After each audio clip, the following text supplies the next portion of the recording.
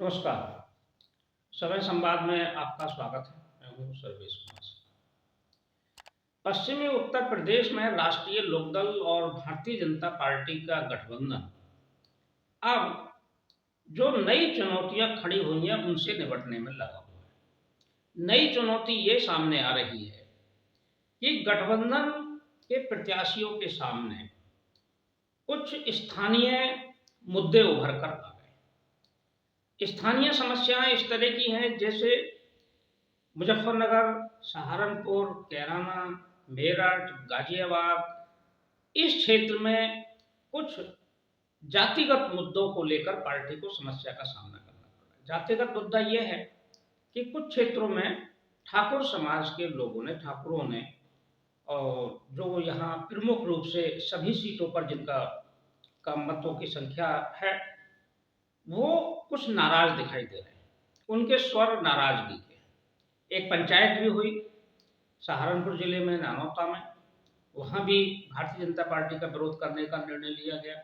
उनका कहना यह है कि हमें उचित प्रतिनिधित्व नहीं मिला है पार्टी की तरफ से, भारतीय जनता पार्टी की तरफ से, इसलिए वो नाराज है। दूसरी जो एक स्थानीय लेवल पर समस्या आ रही है वो ये भी है कि जयंत चौधरी के भारतीय जनता पार्टी के साथ गठबंधन करने से जो जाट समाज है वो पूरी तरह से संतुष्ट नहीं है। सारे जो जाट बेल्ट है पूरी, इसमें ऐसा नहीं है कि एकदम सारे लोग जयंत चौधरी के समर्थन से खुश ही हैं। कुछ लोगों ने इस फैसले को ठीक नहीं माना है। ऐसी स्थिति में जो एक केंद्र है भारतीय किसान यूनियन का, उसके नेताओं के सुर भी कोई बहुत संतुलित नहीं है और वो भी इस फैसले से संतुष्ट नजर नहीं आते हैं, ऐसा लगता है। तो ऐसी स्थिति में जगह जगह जाटों के मन में भी किसी तरह की कोई दुविधा हो सकती है। इस समस्या के निराकरण के लिए भारतीय जनता पार्टी और राष्ट्रीय लोकदल गठबंधन अब सक्रिय हुए। और एक बिजनौर सीट पर समस्या यह है कि बिजनौर में जो गठबंधन के प्रत्याशी हैं वो चंदन चौहान हैं, राष्ट्रीय लोकदल के हैं, लेकिन राष्ट्रीय लोकदल के ही एक नेता रहे विजेंद्र सिंह, ये यहाँ बहुजन समाज पार्टी से चुनाव लड़ रहे हैं और समाजवादी पार्टी ने दीपक सैनी को प्रत्याशी बनाया। तो जाट प्रत्याशी इनके सामने उतार दिया है। ऐसी स्थिति में अब जयंत चौधरी को खुद ही मैदान में उतरना पड़ा है। जयंत चौधरी ने अपनी जनसभाएं शुरू कर दी और वो अपनी सभा में एक ही बात कह रहे हैं।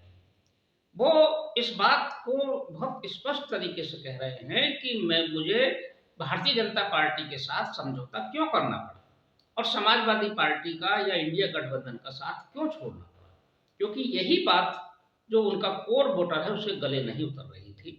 अब उन्होंने इसको बहुत स्पष्ट कहना शुरू कर दिया और उन्होंने कहा है कि एक ना एक तो निर्णय लेना ही पड़ता है और निर्णय किन परिस्थितियों में लिया ये भी उन्होंने बता दिया। 6 और 7 के चक्कर वहां चला हुआ था और हमने अब 2 सीटें ली हैं, लेकिन ये 2 सीटें एक और एक मिलकर 11 हो जाती हैं। उन्होंने स्थानीय कारण भी बताया। उन्होंने कहा कि मैंने जो भी फैसला लिया है वो किसानों के हित में लिया है। उन्होंने कहा कि हम भारतीय जनता पार्टी के साथ मिलकर किसानों की समस्याओं का समाधान करेंगे। भारतीय जनता पार्टी की नीतियां किसानों के पक्ष में हैं और उनसे हम किसानों की समस्याओं का समाधान कराएंगे। ये उन्होंने कहना शुरू कर दिया है क्योंकि उनको भी अपने वोटर को अब समझाना पड़ रहा है। ऐसा नहीं है कि कोई निर्णय अगर किसी पार्टी ने ले लिया तो एकदम से सारा समर्थन वर्ग उनके साथ आ जाएगा।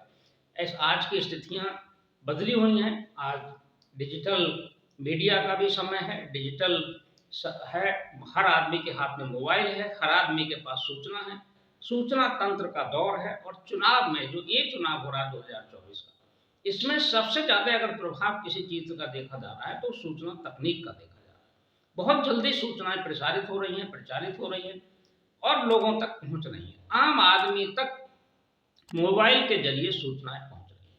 तो ऐसी स्थिति में अब संतुष्ट करना बहुत कठिन काम भी हो गया है मतदाता।